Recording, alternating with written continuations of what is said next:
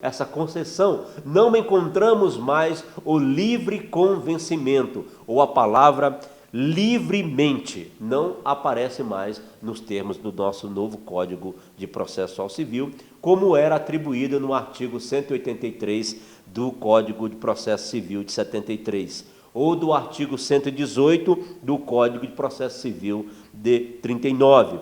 O que tem levado alguns intérpretes dessa nova reforma do Código de Processo Civil, com base na Lei 13.105 de 2015, que não existe mais o princípio do livre convencimento motivado como era aplicado no passado. O juiz agora, ele tem necessariamente que fundamentar.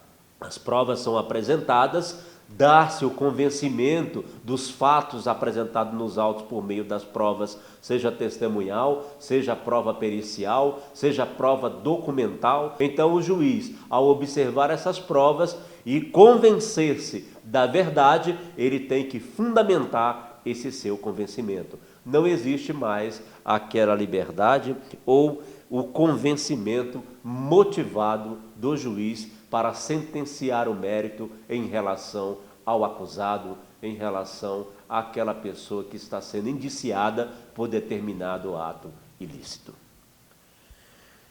Meios de provas. Em se tratando dos meios de provas, como nós vamos prosseguir agora. O nosso sistema processual penal permite todos os meios de prova aceitáveis em direito e, a princípio, com o mesmo valor probatório. Como nós dissemos anteriormente no início desse nosso módulo, todos os meios de provas são aceitáveis, desde que esses meios de provas estejam dentro daquilo que o nosso ordenamento jurídico permite para atribuir-se como prova. Ocorre que, analisando as sentenças criminais, verifica-se a prevalência de prova pericial sobre as demais. Os laudos periciais são realizados através de conhecimento advindo da criminalística. Então, esse aspecto também já foi bem explorado no início do nosso módulo. As provas periciais, elas são apresentadas na análise do juiz, na formação dos argumentos do juiz para a sentença. Então, as provas periciais, normalmente essas provas baseadas dentro da criminalística, elas sempre vão prevalecer como prova científica e como teor válido da verdade. A Enciclopédia Saraiva do Direito conceitua criminalística como sendo conjunto de conhecimentos que, reunindo as contribuições das várias ciências, indica os meios para descobrir crimes, identificar os seus autores e encontrá-los. Então, essa é a melhor definição que nós temos para a criminalística e a corroboração que se dá à criminalística como meio de prova exato e como meio de prova mais fiel dentro de um processo, dentro da criminalística. Segundo Gilberto Porto, criminalística pode ser conceituada também da seguinte forma: sistema que se dedica à aplicação de faculdades de observação e de conhecimentos científicos que nos levam a descobrir, defender, pensar e interpretar os indícios de um delito, de molde a sermos conduzidos à descoberta do criminoso, possibilitando à justiça a aplicação da justa pena. Então, essa é outra definição que Gilberto Porto ele traz sobre criminalística.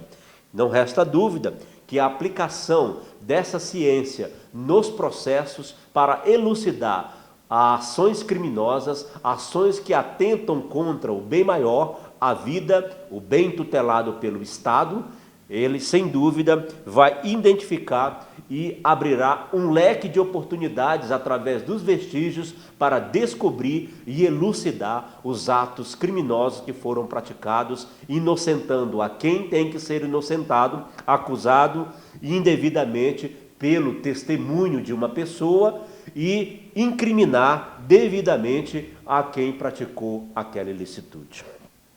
A criminalística e seus ramos de investigação é outro aspecto que nós temos que observar e diferenciar de uma curiosidade que eu já havia comentado com vocês no início do nosso módulo de estudo.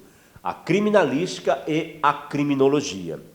A criminalística é também denominada polícia científica, polícia técnica ou policiologia, e difere da criminologia, que estuda o perfil do criminoso e os motivos que o levaram à prática do crime.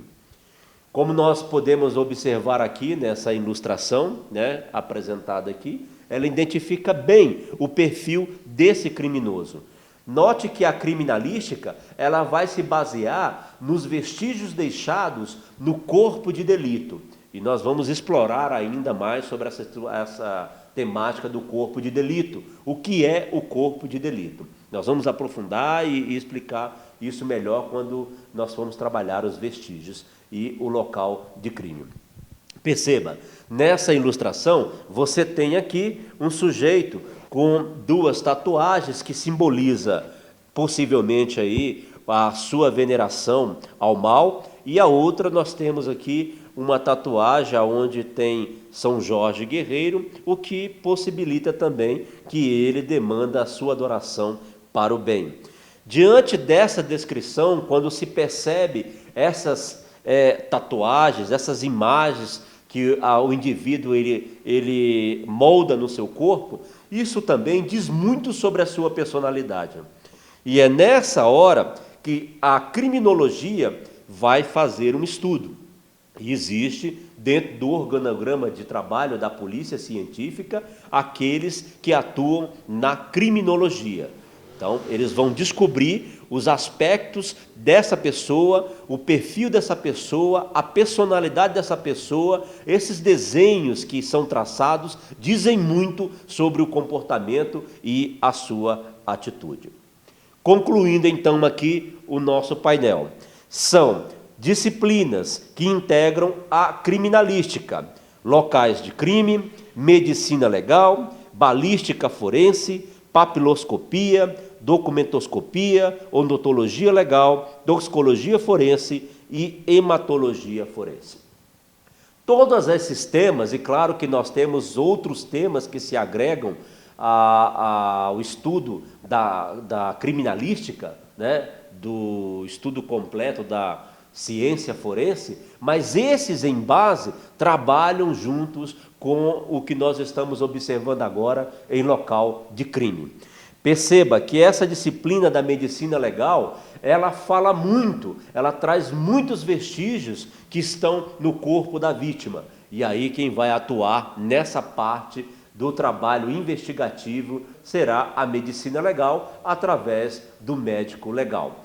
Numa cena de crime, nunca a polícia científica vai abrir o corpo para a retirada de um projétil e identificar aquele projétil na balística. A criminalística ela vai sempre entrar numa cena de crime e se valer daqueles vestígios que estão espessos e ao alcance para serem devidamente coletados e devidamente custodiados.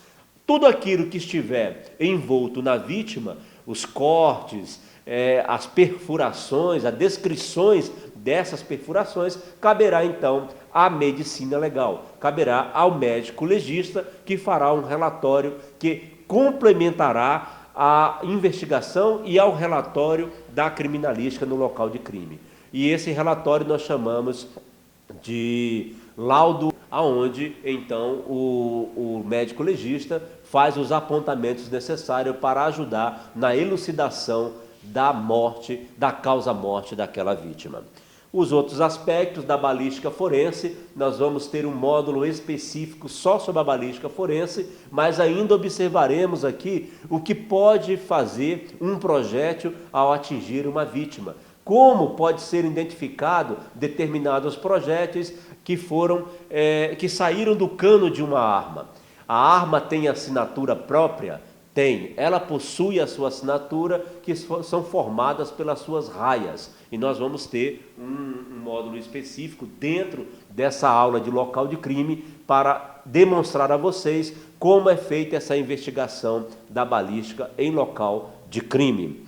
A papiloscopia também demanda, principalmente quando você já encontra um corpo já em estado de decomposição avançado. E como é o trabalho desses policiais que atuam na papiloscopia, que fazem parte da criminalística. A odontologia legal, ela vai trabalhar numa cena de crime aqueles corpos que foram carbonizados, qual o método e o meio que eles utilizam para identificar aquela vítima. E o trabalho desses profissionais que atuam na odontolegal vão explorar muito os aspectos da criminologia para também ajudar na elucidação desses crimes que foram estabelecidos no local de crime. E a toxicologia forense vai trabalhar exatamente a causa-morte ali daquela pessoa, se foi por overdose, ou os vestígios que são deixados de drogas para fazer a devida identificação, se é cocaína ou se é polvilho,